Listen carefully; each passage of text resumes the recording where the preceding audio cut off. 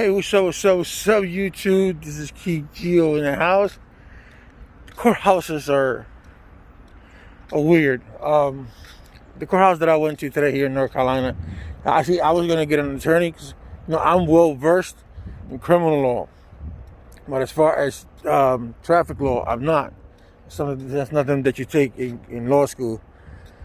Not for criminal law, at least. Well, anyway, before I go any further, guys, hit that subscribe to my channel, smash that like button, and subscribe, hit that like button, and make sure you hit the notification bell so it could let you know when I upload a video.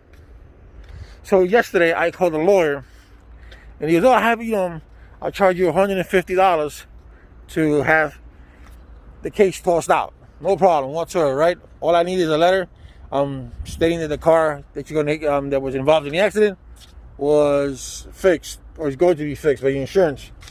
So I said, okay, fine, no problem. So I got the letter. So as I go to the courthouse, which is right here, right? This is the courthouse. You have a lady that's sitting downstairs. She's taking your name, whatever the case may be. She asks you for your license, whatever the case may be. So she goes, can I see that letter there? And I show her the letter, and she says, okay, I'm gonna dismiss the case. You can leave.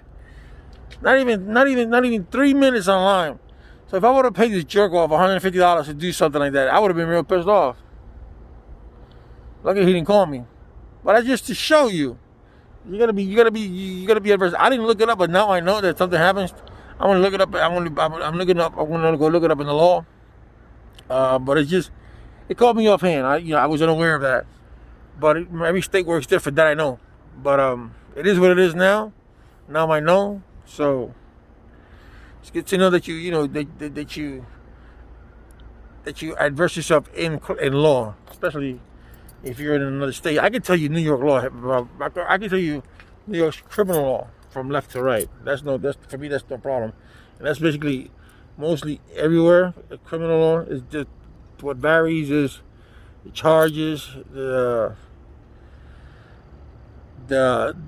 charges varies, the what you call it, the degree varies. All that plays into effect. A robbery, let's just say you get grand, because I found out here in North Carolina, anything over $50 is grand larceny, right? But in New York, grand larceny is anything over $1,000. Anything under $500 is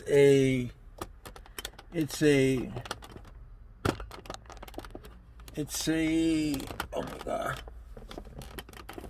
it's a petty larceny, right? A lot of people like you say, you go to the store and you rob a place. You go to the store, you rob clothes, right? And they say that you stole $1,000 worth of merchandise. All right, so they go and they charge you for $1,000. Boom. Oh, you got a felony. That's grand larceny. Okay. Now, if you have yourself a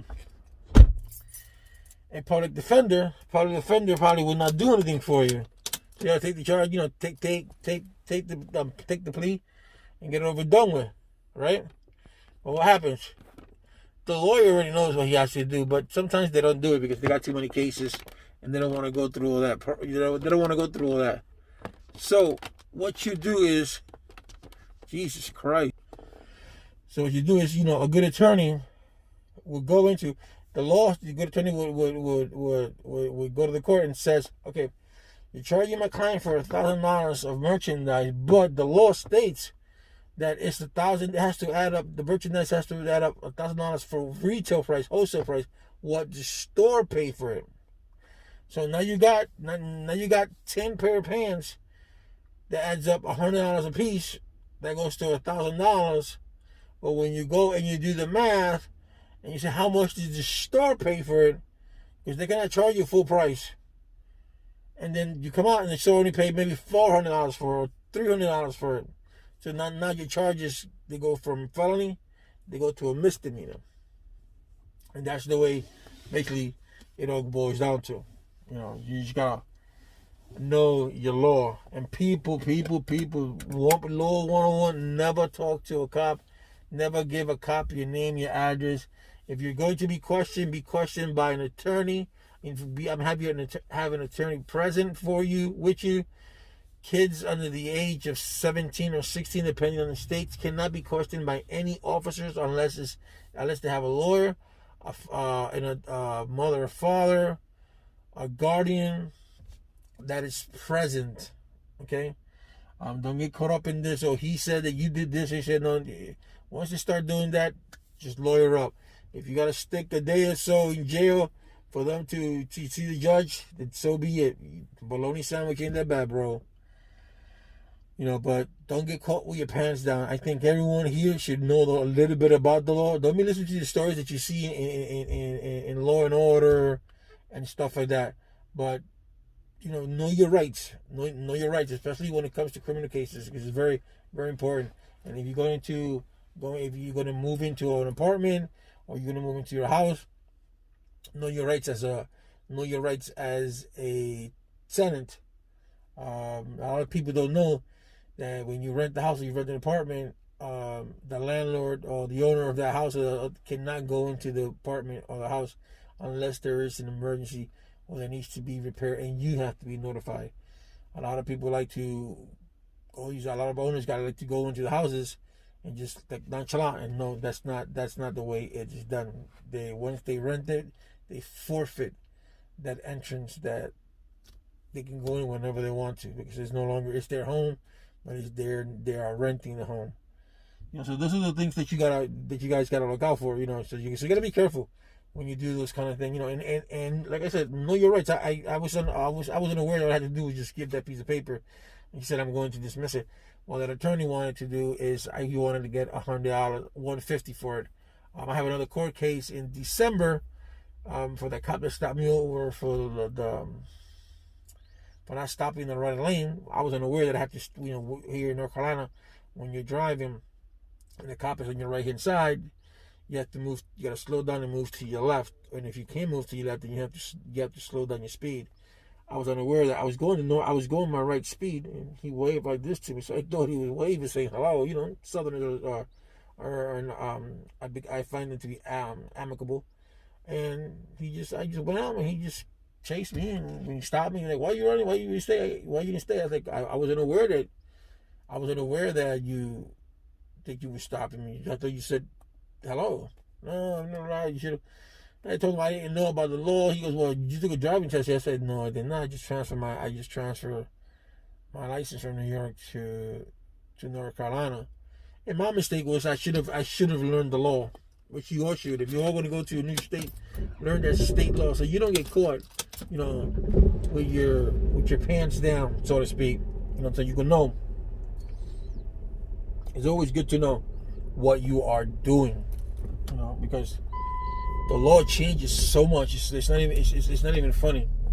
You gotta know the difference between a felony and a misdemeanor. You gotta find out. All these things have a big play. So when you do something, make sure that you're well versed. You have a good attorney, and public defenders are good attorneys. Man. They just got too many cases. If you get a good public defender that's willing to go out there for you, they only get paid so much money. They only get paid by the time that they're in court. Like a private attorney. Private attorney pays you. You pay that private attorney, but no. Public defenders, they get paid by the time they're in court. So they can be in court 8 hours, and they can have 4 defendants, and if they see those 4 defendants it takes them for out of those 8 hours, they only see the defendant for an hour. They see one defendant 20 minutes, and they complete 1 hour, and that's it. That's why they get paid. Nothing more, nothing less. So they try to do the best, but they're so overwhelmed with so many cases. And there are lawyers, but it's depending on the state that you're in. There are lawyers that they have to give some time, or they have to take some pro bono cases every year. How many I don't know. That goes by the state. But yeah, I learned. She wanted to charge me $150. She's like, let me see that paper that you got there. And the paper says that the car, but that my insurance is paying for it. So she says, I'm going to do this myself. That's it. The most I spent in line was maybe 3 minutes because it was a line. You got ladies downstairs. You have a lady downstairs that's taking the names, and you have a license, you have insurance. Okay, I'm just gonna sit by. That's good. Amen, right? Guys, don't forget tonight, 8 o'clock Eastern Standard Time. I have Anastasia Doctor. She is the sergeant for Black Lives Matter. We're going to talk about Amaya Braxton. Go look it up, people. Amaya, M-A-A-Y-A, Braxton, like Tony Braxton. Look at her story from Mississippi. And when you get a chance, go to Amazon and get the book by either Kindle or hard copy. And it's called God Works on Tuesdays Too. It's a great book. It was written by her mother. It's a story of Amaya. With that, you contributing to Amaya's story. You're contributing to hopefully that these people get justice for Amaya. You know, so read the story and stay tuned tonight, 8 o'clock Eastern Standard Time on King Gio's channel. Thank you and peace.